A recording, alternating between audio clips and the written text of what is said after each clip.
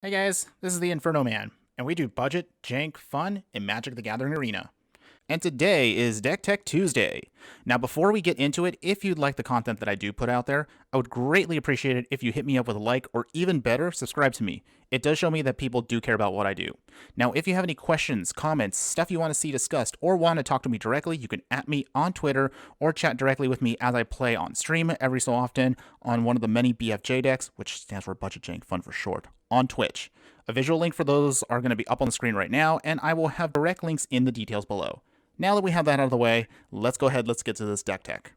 And today's video on our deck tech is going to be about Hasty Rakdos.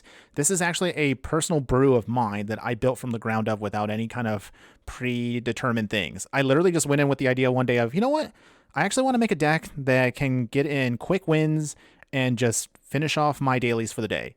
And the only way I was able to figure that out was use a bunch of aggressive creatures with haste, some sack effects on top of that, and some recursion spells just to finish off an opponent. And that's literally how this deck was created. The only reason I also want to share this with you is because, one, I was passionate about this deck. Two, I actually was playing this deck at diamond level a couple weeks ago, and I managed to get a 5-0 win in best of 3 ranked. So this deck does have some potential.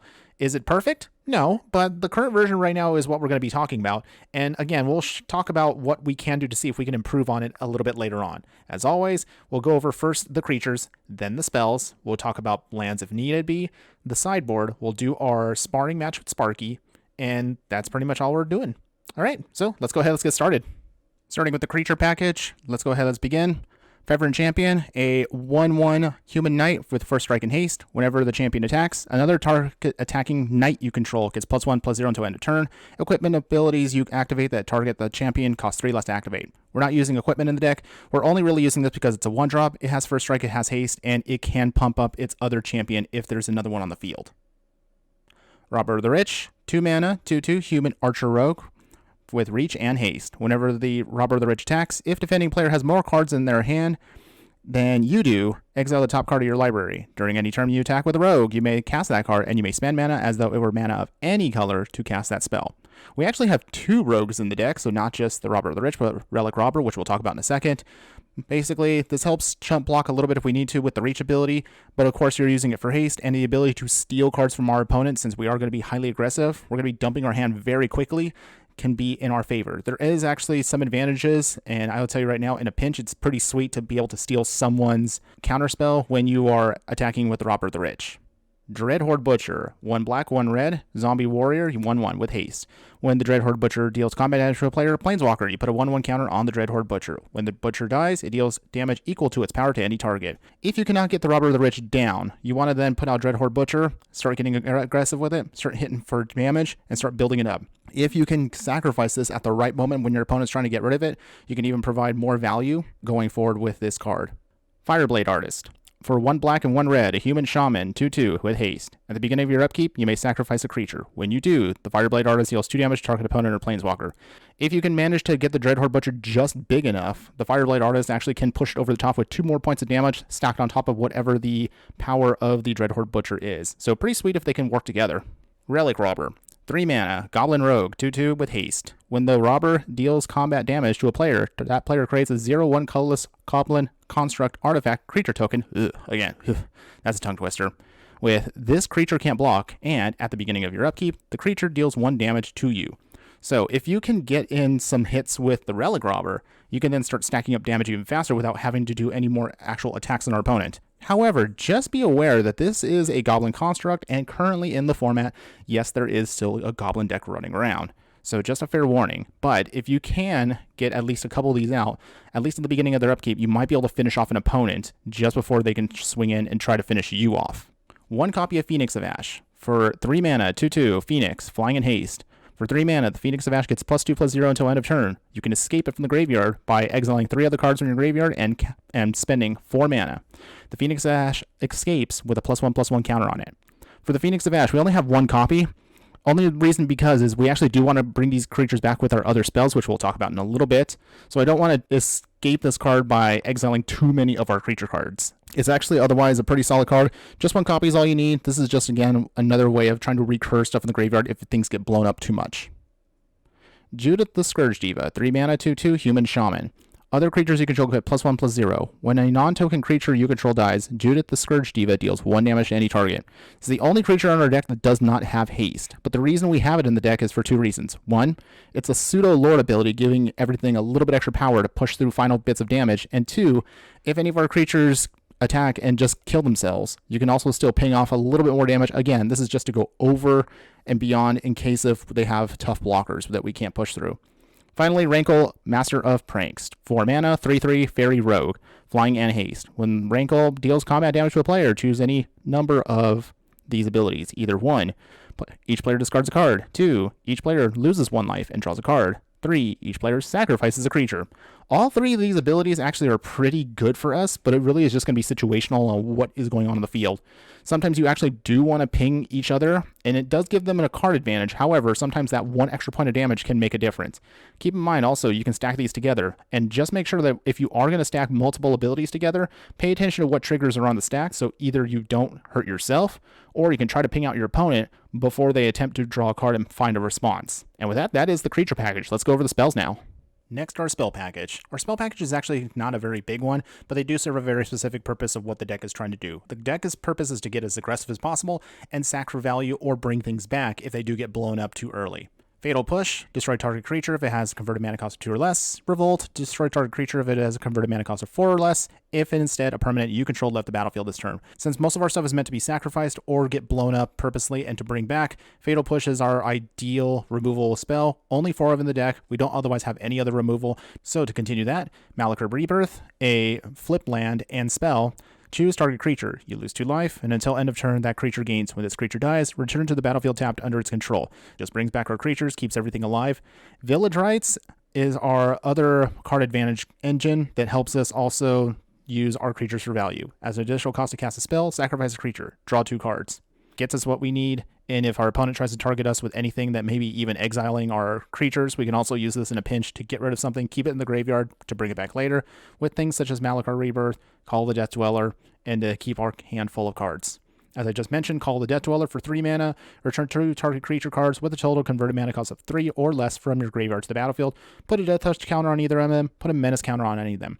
One thing I do want to mention that's kind of cute and fun with this card is if you can bring back Judith with this card and put a Death Touch counter on her, every time that you have something die, her Death Touch ability does trigger when you ping off on a creature. So you can then trade up a lot of your weaker creatures to do some more damage, just as a reminder of that. So it doesn't happen too often, but it is a fun situational thing if it ever works out for you. Aghadir's Awakening, our other flip land, only 1 copy in the deck. We don't want to lose too much life, so that's why we don't want to have too many of these. If we need to, however, it is a great land in a pinch, but otherwise, the main reason is it's expensive. For 3 mana and X, return to your graveyard to the battlefield any number of target creature cards that each have a different converted mana cost of X or less. So that's why we only have 1 in the deck. It's just an extra stack upon Call of the Death Dweller and Malakir Rebirth. And with that, that is our package to help us get more value out of our creatures that we can't sacrifice and to bring stuff back again if it gets blown up. Let's now go over the lands real quick. There's your land package. Land package right now looks like it's 20 lands. It does look a little small for what this deck is doing, but just remember again, we do have some of our lands that are counted as spells. This is why it is looking the way it does. You're not trying to get too many lands out there anyway. You don't want to flood out. Your purpose again is just to get those early creatures in and start building up, draw what you need with your cheap recursion spells, bring back what you need, and keep things going as smoothly as possible. 2 swamps, 5 mountains, 4 blood crypts, 4 Dragon Skull Summits, 4 Fable Patches to help trigger off Fatal Push, and 1 Castle Lochwain. That's how I managed to make this deck work, and so far it's been running decently well. Okay, now for the sideboard. And here's our sideboard plan. 2 collateral damage, as an additional cost to cast a spell, sacrifice a creature, deal 3 damage to any target. Same thing, if we do need to sacrifice more because maybe our opponent has a lot of creature removal, we can then use it on our terms to help push through more damage to face. Soul Guide Lantern is going to be our go-to for Graveyard Hate. Only reason we're not using other ones is this one helps us exile cards if we need to. We can also use it to draw a card in a pinch. Abrade, deal 3 damage to target creature or destroy target artifact. Helps us just get rid of an artifact in a pinch or just get rid of a creature that may be blocking us from finishing off our opponent. 2 copies of Fry, spell can't be countered. 5 damage to target creature that's planeswalker that's white or blue. Gets us through the blue-white control matches. Roiling Vortex, enchantment for 2 mana. At the beginning of each player's upkeep, Roiling Vortex deals 1 damage to them. Whenever a player casts a spell, if no mana was spent to cast that spell, Roiling Vortex deals 5 damage to that player. Your opponent can't gain life this turn. So mostly it's going to be just to punish people that are trying to get life. That's mostly what you're doing. Not too often the second ability comes up, but it is kind of handy when it does go off. Pretty hilarious when it does. Hazoret the Furborns, or other creature in the deck, 2 of, for 4 mana, a 5/4 indestructible haste god. The Fervent cannot attack or block unless you have 1 or fewer cards in hand. And for 3 mana, discard a card. Hazoret deals 2 damage to each opponent. Mostly you're going to be having this on the field, and when you do, you're most likely going to be empty-handed. So this does work out very well. There's only a couple of spells that are being used right now in the format that do exile creatures, so just be aware of that. And don't forget to use that other ability. Being able to discard a card to deal 2 damage is not something to be ignored. Just be mindful, again, of what the playfield is. Make sure you're managing your cards well. Sometimes it might be better to draw more cards versus throwing them away just to do 2 points of damage. Again, it really is just depending on what the battlefield looks like. Finally, Leyline of Combustion. If Leyline of Combustion is in your opening hand, you may begin the game with it on the battlefield. When you and your at least 1 permanent you control becomes the target of a spell or ability your opponent controls, Leyline of Combustion deals 2 damage to that player. This card has actually been very, very well suited for what we're trying to do. It may not actually look all that special, but right now with especially the sacrifice decks being really, really powerful and prevalent in the historic format, Leyline of Combustion has actually been a secret tech for us that has actually proven to be very successful, especially against those sacrifice decks when you have a card that's trying to ping you for damage, and we all know what that is, Mayhem Devil. So if the Mayhem Devil's targeting you, you're now dishing out 2 damage back to them for every ping they throw at you. So keep that in mind, and when I actually did this in Ranked, this card actually helped me finish and get to my 5-0 win. So don't sleep on this card. It is actually a lot more better than people think. And that's our deck tech for Hasty Rakdos. Let's go ahead, let's get a match in with Sparky to show you somewhat what this deck is doing. But if you really want to get a better idea of how you want to utilize this deck, be sure to check out the stream that I have of this deck that I do have posted up on YouTube. So if you do want to see that and see how the deck works in full, be sure to check it out. Okay, and here we go. We're going to be playing Hasty Rakdos against Sparky, our oh so wonderful sparring partner. And let's show you again what this deck is trying to do. Okay. Let's go ahead and look at our hand right here. Okay, so we got the Malachor Reapers. We got the Mountain. We have a couple of things we can get down. Let's keep this hand. And we're going to put down... Wait, we had the favorite... Oh, we got favorite champion. So yeah, let's go ahead. Let's put that down first. Remember, the whole point of this deck is you want to be fast and aggressive. That's literally what the deck is designed to do. You want to play on curve everything you can. And unfortunately, we can't do that here now. But... we're trying to get down, ideally, 1-drop, 2-drop, 3-drop, and just start going as hard as possible against our opponent. When our opponent has something that they can either destroy us with or block with, that's when you want to start sacrificing things just to push through the remaining damage. It's basically meant to overwhelm the opponent as fast as possible. All right, Sparky blocked one thing, but had to lose it in the process here. All right. Okay, lots of mana dorks from Sparky. That's fine. Fireblade Artist is offering its option here. We're not close enough to sacrifice things with the Fireblade, so don't do it just yet. You just want to, again, push in as much damage as you possibly can. Our mana base right now, unfortunately, is not agreeing with us, though. In other cases, if your opponent is playing bigger stuff, you might want to even consider, for example, the Fatal Passage to hold off on, and then use Fatal Push if you need to push something out later. But again, this is Sparky, so I'm not going to really go super intricate with that. We're just, again, trying to get in as fast as possible. Sparky's blocking again. Oh, okay. So in this case, sorry, we got to get that out of the way. We can't afford to lose the favorite champion at this point. So use your removal when you need to. Okay, so if we had the removal, this actually would have been maybe more ideal, but this is going to happen to you in normal matches anyway, where you're going to have an opponent that's going to start putting up something heavy that you're going to have to force your way through. So you got a couple options here. Judith here can give us a little bit more of a power boost, and if we have something die, we can possibly finish off the Baloth. But in this case, you also have a Relic Robber, which also, again, if it does damage, can give them a artifact that's going to start pinging them. But Baloth is just too strong for us. Fortunately, we can use Rankle instead. Rankle's going to fly over, get in that damage, and it'll trigger off. So in this case, we're going to sacrifice a creature. We're going to, let's see, how do we want to do this? Let's go ahead, let's have ourselves draw a card. Again, aggression. That is what we're going for here. Let's sacrifice the Feverent Champion. Gets that blocker out of the way. So lots of 8 loss also.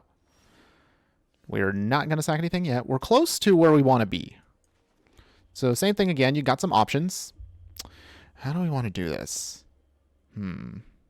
Let's put down Judith. This gives Rankle a little bit more of a push. And you have 2 options here.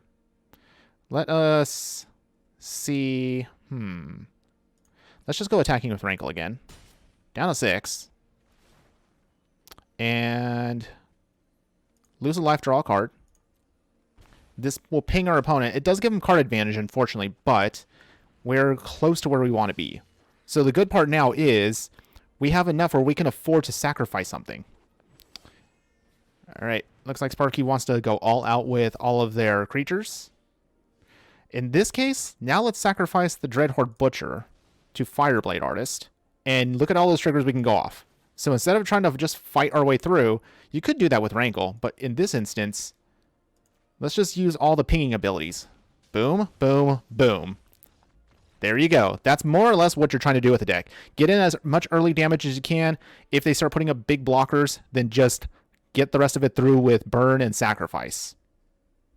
Now, as far as upgrades to Hasty Rakdos, to be honest, I don't know what I would actually change for the deck. That's not to say my deck is flawless as is. There's definitely ways you can always improve on it. But the thing to keep in mind is this is, of course, something that you're going to learn, of course, as you out there are actually making your own personal builds. Some of you guys have a tendency to be attached to certain types of styles of play. So you're most likely to evolve based on what you discover. And what I've learned with my Hasty Rakdos deck is I'm actually happy with it as is. But there are, of course, going to be some things I may consider. Maybe possibly another Agadeem's Awakening. I might reevaluate the land base. Once we get the other pathway land from Kaldheim, that gives me another option for changing up some of the lands. Sideboards, of course, are always going to be dependent on what the meta is going through. So just make sure to, of course, as always, I know I'm repeating myself for every one of these deck techs, but adjust based upon what the format is, you know, changing towards. So just something to consider. But overall, if you do like this style of deck, would I recommend it for other players? Oh, I definitely would. If you're looking for a more highly aggressive style of sacrifice and aggro, definitely consider this. This is a little bit more on the, I don't want to say suicidal way. And again, I'm not trying to make a joke of that, of course. But if you're definitely on the more of the super hyper aggressive, speedy, fast, gotta get my win as soon as possible, this is definitely going to be that deck that can do that. Just about everything, again, is the whole point. As fast as you can, get in that damage, start taking in those sacrifices when you need to, bring back stuff if you got to, in case if you got to deal with board wipes, and just go for face as soon as possible. But overall, that's actually all I got for you in terms of Hasty Rakdos. So what do you guys think? Is this, again, some kind of deck do you like? Do you enjoy sacrifice, but you don't want to grind it out? Is this what you think can get you to Mythic? I actually still think, and again, this is a hot take for me, if this deck gets a little bit more tweaked and a little bit more optimized, I do think it is possible to push your way all the way up to the Mythic level with this. As for probably some people going, well, Infernoman, why haven't you done it yet? Well, that's because, again, most of my time is spent to actually build janky fun decks. I'm not trying to always push myself to get to Mythic. If I ever get there with one of my decks, wonderful. And if not, I mean, again, it's not the end of the world. I'm just here to have fun with you guys. If you do like this style of deck, please leave a message in the comments below. So thanks again for watching, guys. Be sure to like and subscribe if I helped you out or at least entertained you. And until next time, when in doubt, jank 'em out. Later.